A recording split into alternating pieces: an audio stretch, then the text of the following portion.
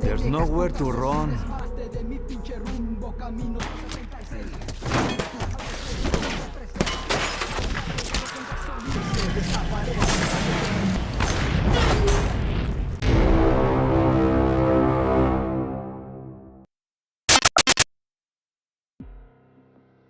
Di awal film kita akan diperkenalkan dengan wakil ketua gangster bengis bernama Neto yang saat itu sedang menginterogasi wanita untuk mencari tahu keberadaan suaminya. Namun karena si wanita tidak sedikit pun mau bicara tentang keberadaan si suami, terpaksa Neto menghabisi wanita tersebut.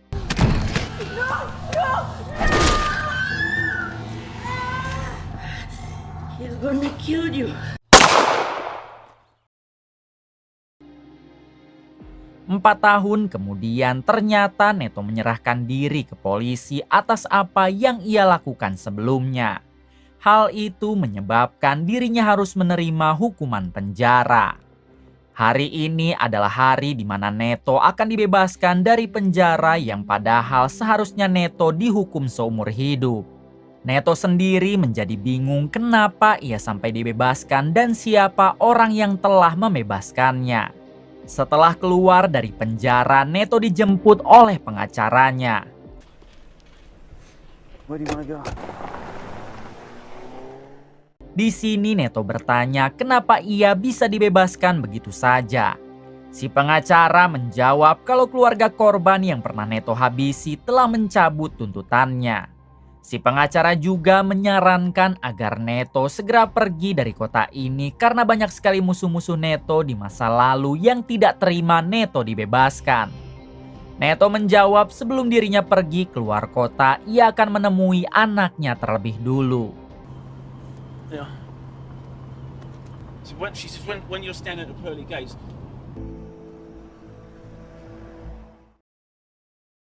Malam harinya Neto memutuskan untuk beristirahat di Hotel Melati. Namun ketika Neto hendak tidur, tiba-tiba alarm mobilnya berbunyi. Sontak Neto segera mengeceknya keluar. Ternyata di sana ada segerombol polisi yang ingin menghajar Neto.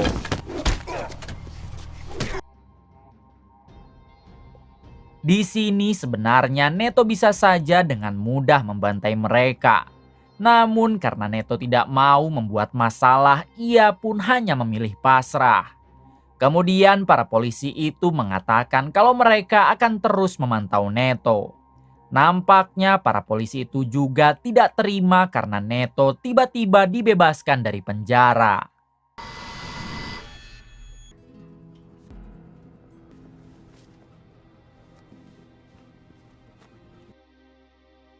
Keesokan harinya Neto pergi ke rumah mantan istrinya yang bernama Nadia. Nadia nampak tidak suka dengan kehadiran Neto, bahkan ia pun langsung mengusirnya. Akan tetapi Neto mengatakan kalau ia datang ke sini hanya ingin bertemu dengan anak laki-lakinya, bukan bertemu Nadia. Pada akhirnya Nadia pun mengizinkan Neto masuk. Ini dia anak Neto yang terlihat senang melihat ayahnya sudah dibebaskan. Terlihat anak Neto sangat menyayangi ayahnya, bahkan ia sering menggambar wajah Neto di buku gambar sekolahnya. Tak lama kemudian Nadia meminta Neto untuk segera pergi karena sebentar lagi pacar barunya akan datang ke sini. Sebenarnya Neto masih sangat rindu dengan anaknya, namun demi menghargai Nadia, Neto pun pergi. Malam harinya Neto mendatangi sebuah bar untuk bertemu dengan kelompoknya dulu.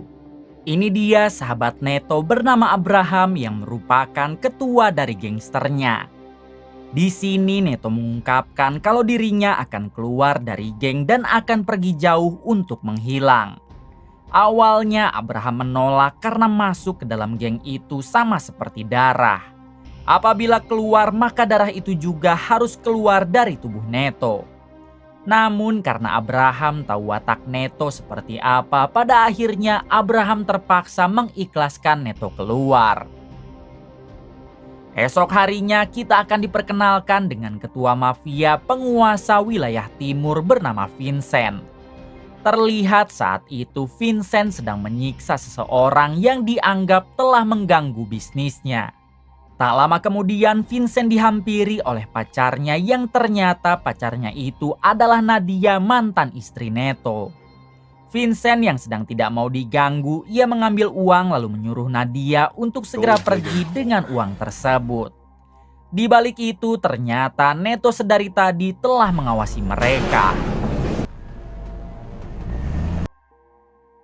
Malam harinya ketika Neto baru saja membeli makanan, tiba-tiba ia dihampiri oleh segerombolan gangster yang nampak ingin menghabisinya. Namun hal itu sama saja seperti mengirim ayam untuk menangkap elang. Karena Neto sangat tidak sepadan jika harus diadukan dengan orang-orang tersebut.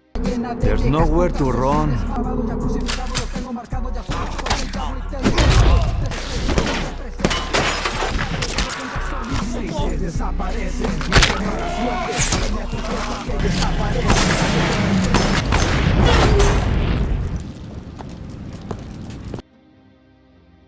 Setelah Neto berhasil menghabisi mereka, ia menghubungi Abraham, sahabatnya. Lalu ia menanyakan siapakah yang telah mengirim para cecunguk itu. Abraham menjawab kalau dirinya tidak tahu menau dan menyarankan Neto untuk segera pergi saja dari kota ini. Kemudian Neto menemui Nadia, yaitu untuk pamit karena jika Neto masih ada di kota ini, ia hanya akan membahayakan keluarganya saja. Neto juga menitipkan anaknya kepada Nadia agar Nadia terus menjaganya.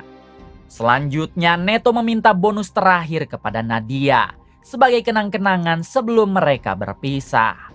Nadia yang juga merindukan rudal jumbo milik Neto, akhirnya ia memberikan serabi empuknya hingga mereka pun cucus di dalam mobil. What do you think this is? Huh? Get the fuck out. Di tengah permainan, sial sekali beberapa anak buah Vincent melihat kejadian enak itu. Sehingga mereka langsung melaporkannya kepada Vincent kalau Nadia pacarnya baru saja digeol oleh Neto.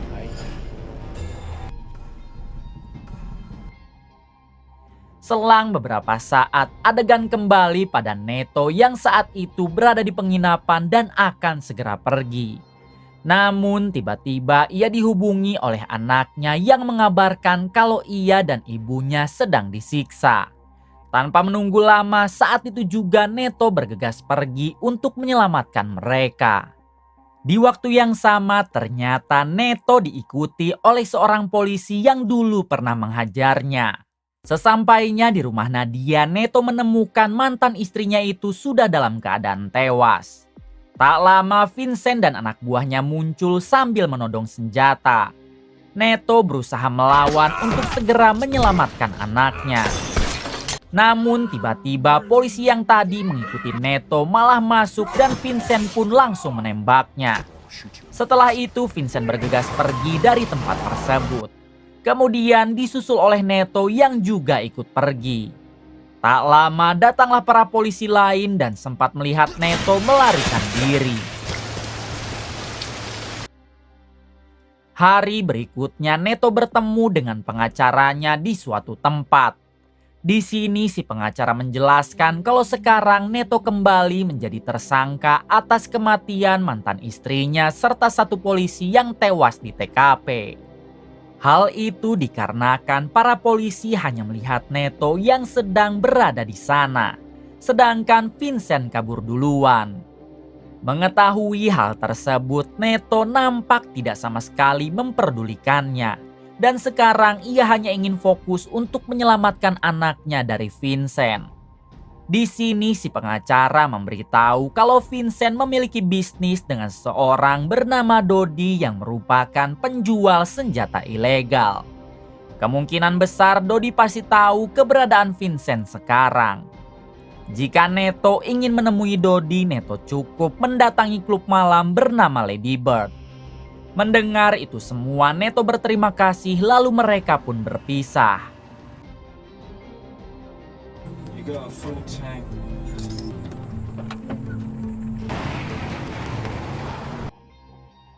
Esok harinya Neto pergi ke arah utara menuju tempat klub malam yang dikatakan si pengacara sebelumnya. Sesampainya di sana, Neto mencoba bertanya kepada salah satu pelayan klub bernama Ines tentang di mana Dodi sekarang. Awalnya Ines enggan mengatakannya, namun setelah diberi uang, akhirnya Ines mau memberitahu keberadaan Dodi. You take a wrong turn? Jet said he helped me out.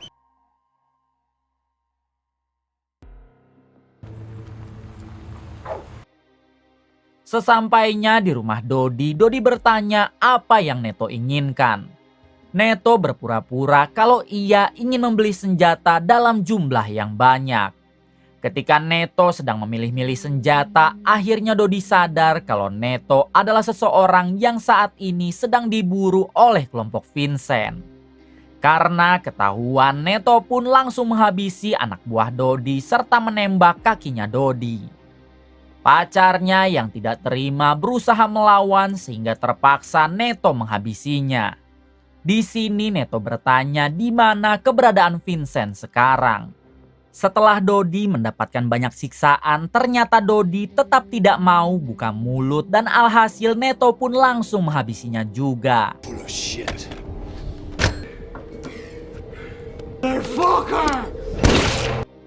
Kemudian Neto mencoba mencari petunjuk tentang keberadaan Vincent di rumah Dodi. Hingga ia menemukan sebuah brosur bertuliskan Vincent yang sedang menjalankan bisnis propertinya di Meksiko. Setelah itu Neto bergegas kembali ke klub malam untuk menemui Ines si pelayan klub. Ketika akan berbincang dengan Ines, Neto melihat sekelompok orang yang terus memperhatikannya. Kemudian Neto mencoba memancing orang-orang itu menuju toilet. Hingga saat mereka masuk ke toilet, Neto pun langsung menghajar mereka satu persatu.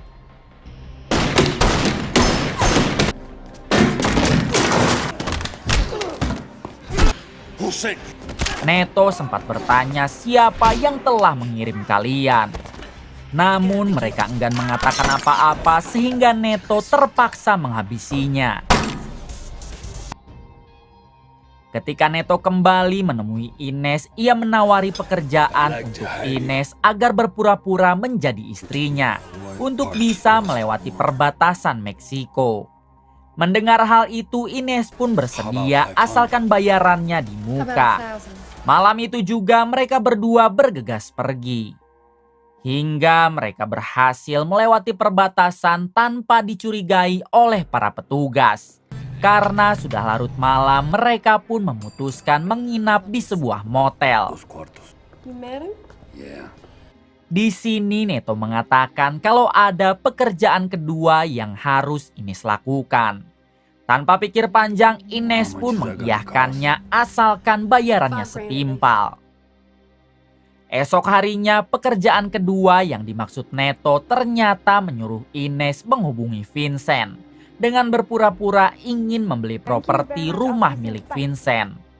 Ketika Ines dan Vincent bertemu, Ines belaga seperti orang kaya.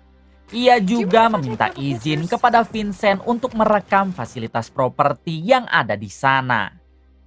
Bukan hanya itu, Ines juga berhasil mengetahui di rumah mana Vincent sekarang tinggal. Vincent yang melihat Ines begitu aduhai, ia mengajak Ines untuk bermalam di rumahnya. Saat Ines kembali ke motel, ia pun menunjukkan rekamannya agar Neto tahu dan paham tata letak tempat tersebut. Kemudian ia bergegas pergi untuk memenuhi undangan makan malam dari Vincent. Neto sempat melarangnya, namun Ines tetap memaksa ingin pergi. Sesampainya di rumah Vincent, Ines nampak disambut dengan baik. Hingga di suatu waktu Ines dihajar karena ternyata Vincent sudah mengetahui kalau Ines sedang mencoba menipunya.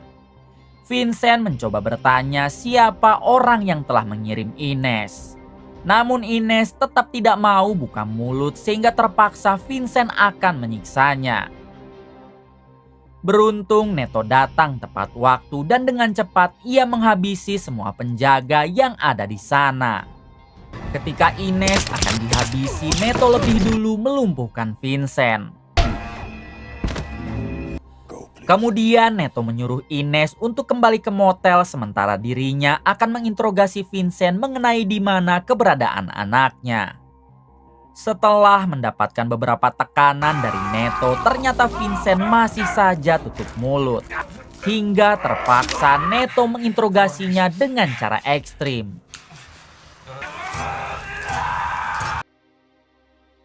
Karena sudah sangat tidak tahan, akhirnya Vincent mengatakan kalau anak Neto sudah dijual kepada seseorang bernama Tuan Sanz. Tuan Sanz adalah ketua mafia penguasa seluruh Meksiko, dan ia tinggal di dalam hutan dengan penjagaan yang sangat ketat. Use my son. Mendengar hal itu, tidak sedikit pun Neto merasa gentar. Kemudian ia pun menghabisi Vincent.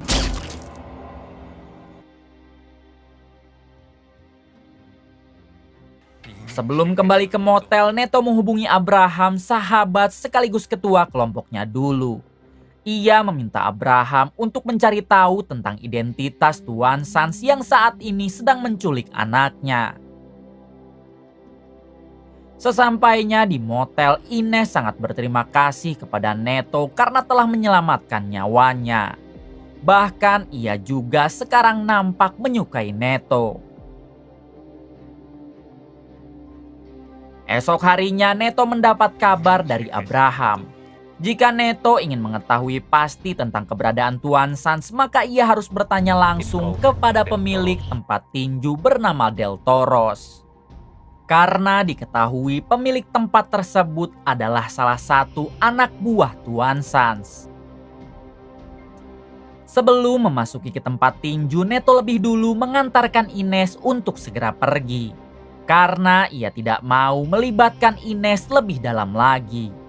Setelah masuk ke dalam, Neto pun bertanya di mana Tuan Sanz sekarang.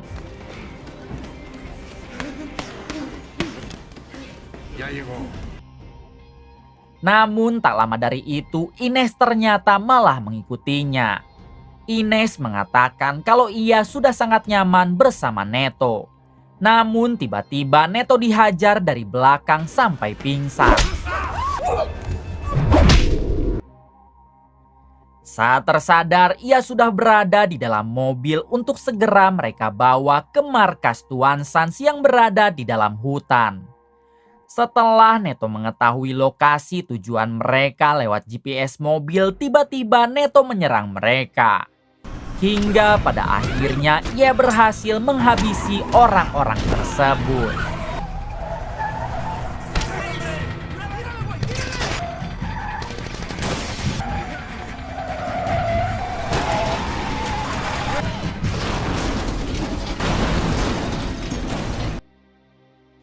Singkat cerita, Neto sampai di markas Tuan Sanz yang berada di tengah hutan, yaitu untuk menyelamatkan anaknya serta Ines yang sudah mereka bawa lebih awal. Diam-diam Neto masuk ke dalam, namun sepertinya tidak ada satupun orang yang berjaga di sana. Setelah Neto menyusuri banyak tempat, ia akhirnya melihat rekaman di monitor yang memperlihatkan Ines yang sedang disekap. Hingga tiba-tiba Neto ditodong senjata dari arah belakang. Kemudian Neto dibawa masuk dengan keadaan yang sudah babak belur, serta rantai yang mengikat lehernya. Tak lama kemudian datanglah Tuan Sanz, ini orangnya. Tuan Sanz nampak sudah mengenal siapa Neto sebenarnya. Kemudian ia memperlihatkan sebuah foto perempuan yang ternyata perempuan itu adalah orang yang pernah Neto habisi saat di awal film. Rupanya perempuan tersebut merupakan istri Tuan Sanz. Diberitahu kalau dari awal Neto dibebaskan dari penjara sampai Neto terjebak sekarang, hal itu sudah Tuan Sanz rencanakan bersama Abraham, sahabat Neto. Di sini Tuan Sanz memasukkan anak Neto ke dalam sumur agar Neto merasakan apa yang Tuan Sanz rasakan dulu. Neto yang sudah sangat marah, ia mencoba berontak dengan melawan anak buah Tuan Sanz. Hingga ia berhasil mengalahkan mereka, namun Neto terlihat sudah tidak berdaya.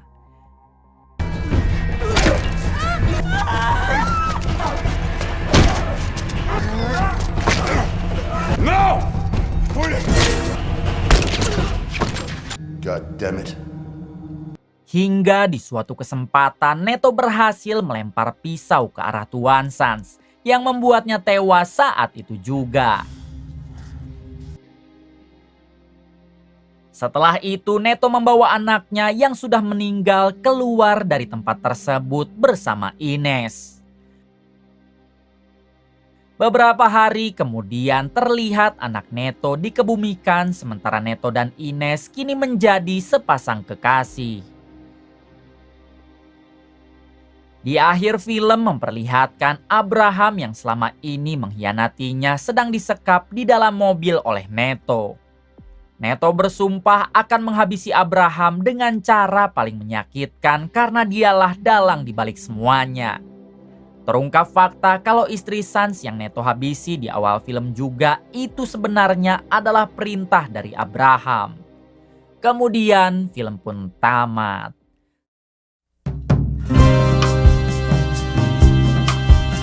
Terima kasih kepada semuanya yang telah menonton hingga akhir. Semoga kalian semua diberikan kesehatan dan rezeki yang berlimpah.